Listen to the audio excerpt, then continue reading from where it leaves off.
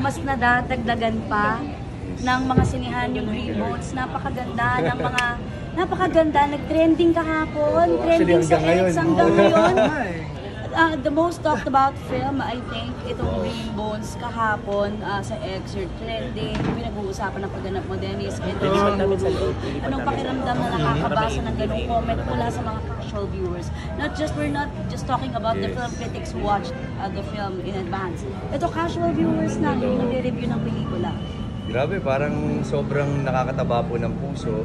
At sabi ko nga, pinag-usapan namin ni Kuya Dennis, hindi kami nakatulog kasi kakabasa, lagi po may bago at hanggang ngayon wala pa po kaming nababasang, alam mo yun, parang negatibong komento. It's all praises at kung gano'n sila naapektuhan sa pelikula, ano yung mga realizations nila, ano yung mga pakiramdam nila after nilang panoorin.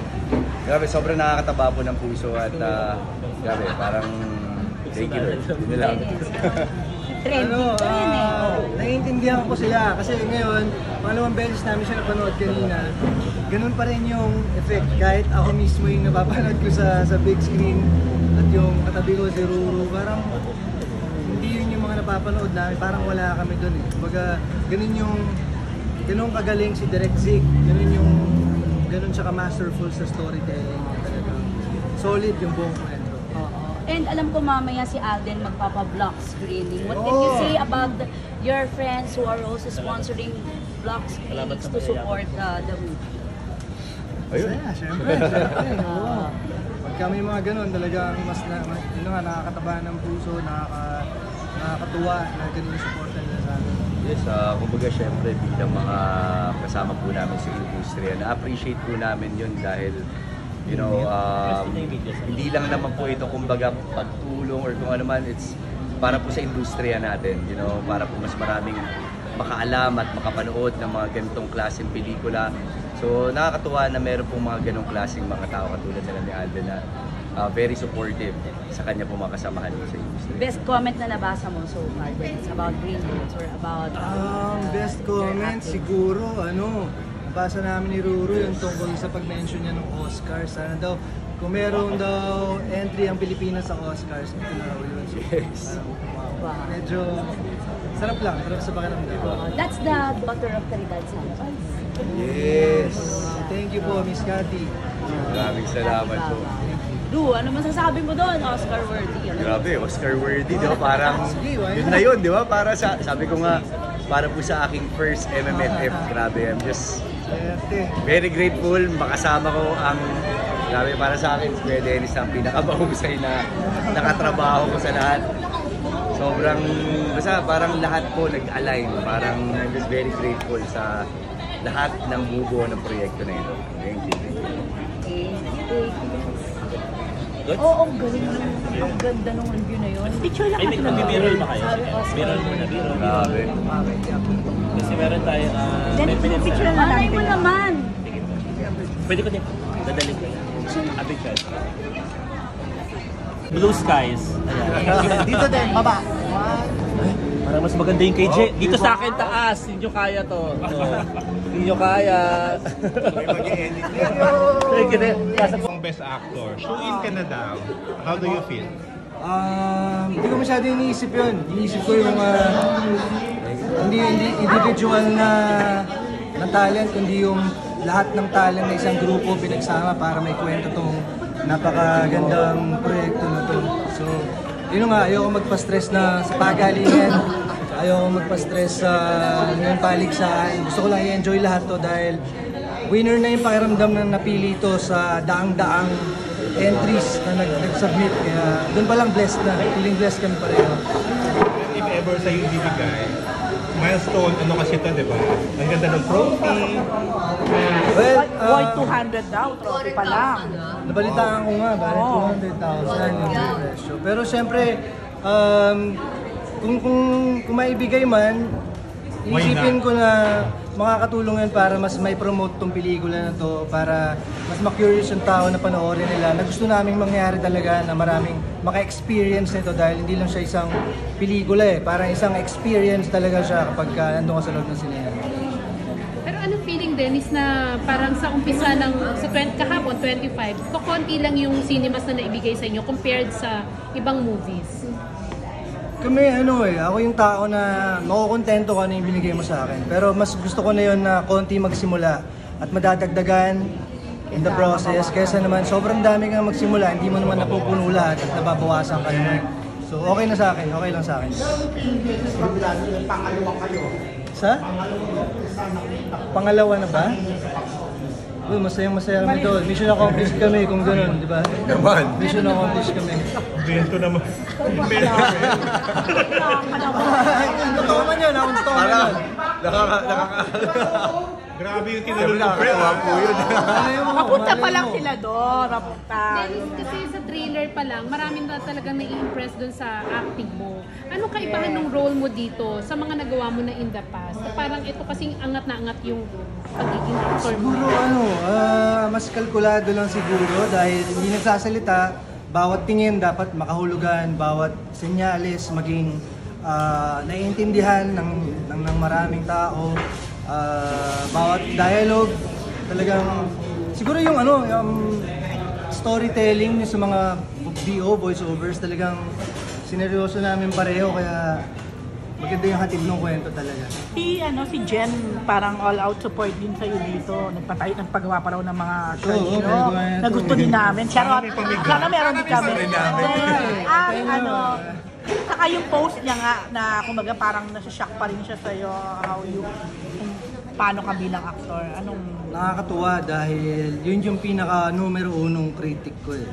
Bira siya manood ng mga projects ko. Piling-pili lang. At dito, hindi ko inasahan na may iyak talaga siya as in breakdown and tagal niya makaget over kahit tapos na yung pelikula.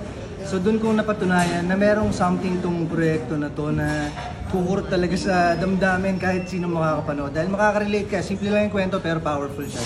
Dennis, dahil maganda yung feedback sa Rainbows, meron na bang plano for another production?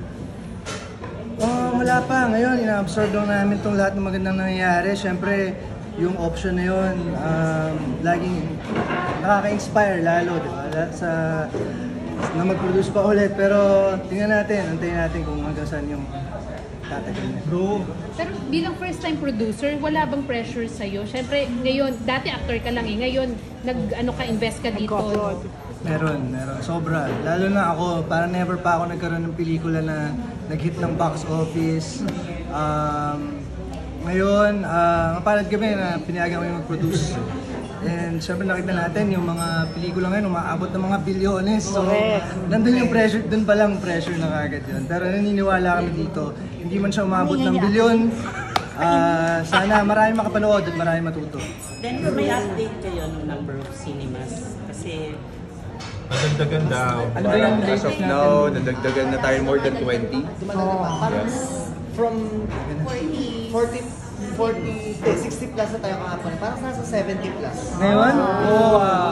Good news.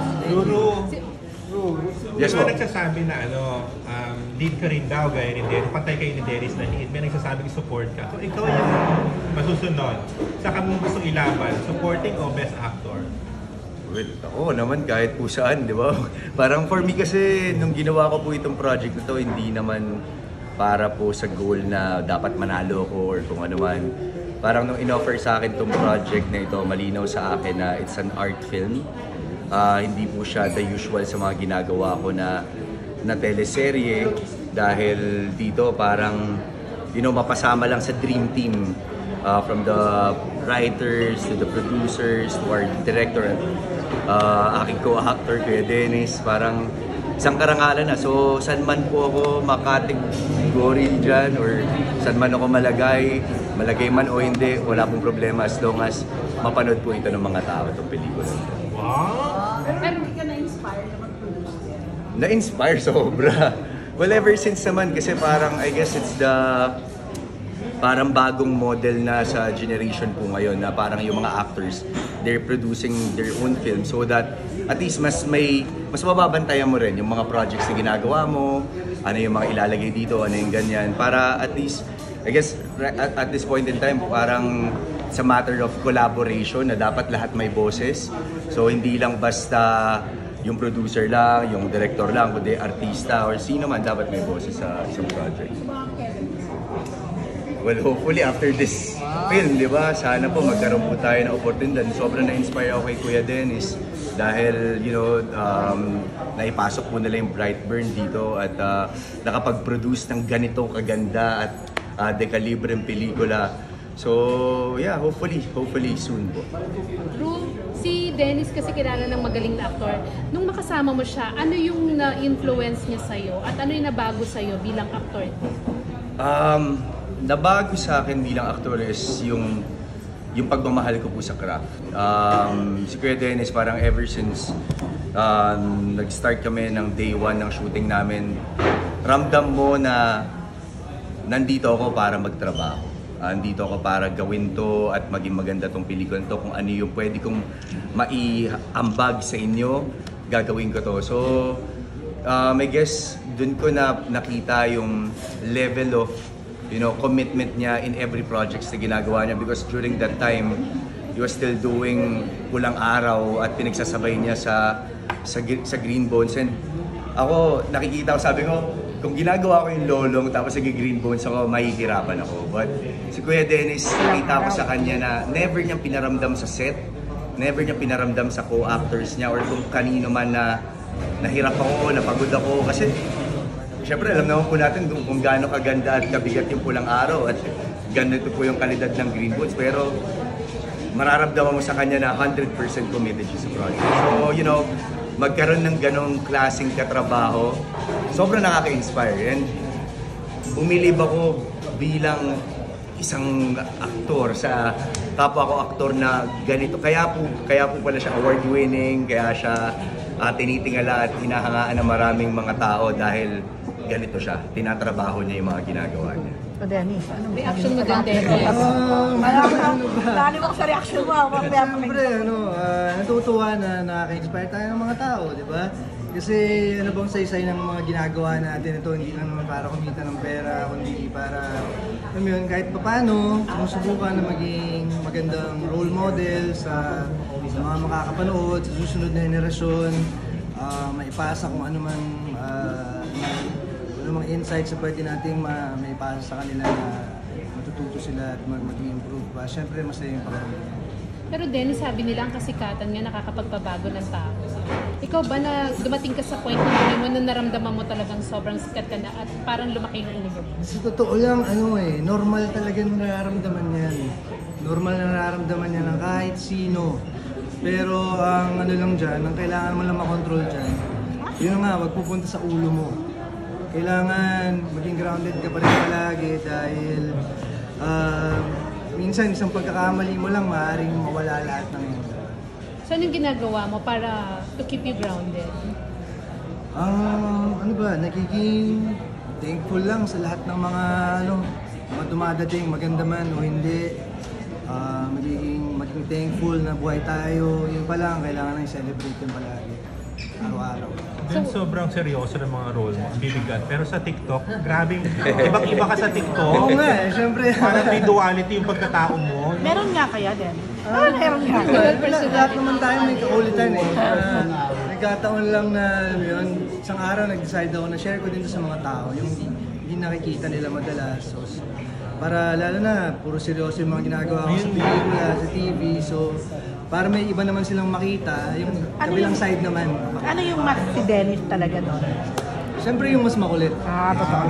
Actually, sabi ni Juday, di ba meron kayong enkwentro ni Juday? Enkwentro talaga doon sa parada. Oo, na nag-post ka. Ikaw daw nag-approach mo. Sabi niya, ang kulit mo daw talaga. Ang witty mo raw. Well, si Juday kasi talaga, laki ng utang na loob ko dyan.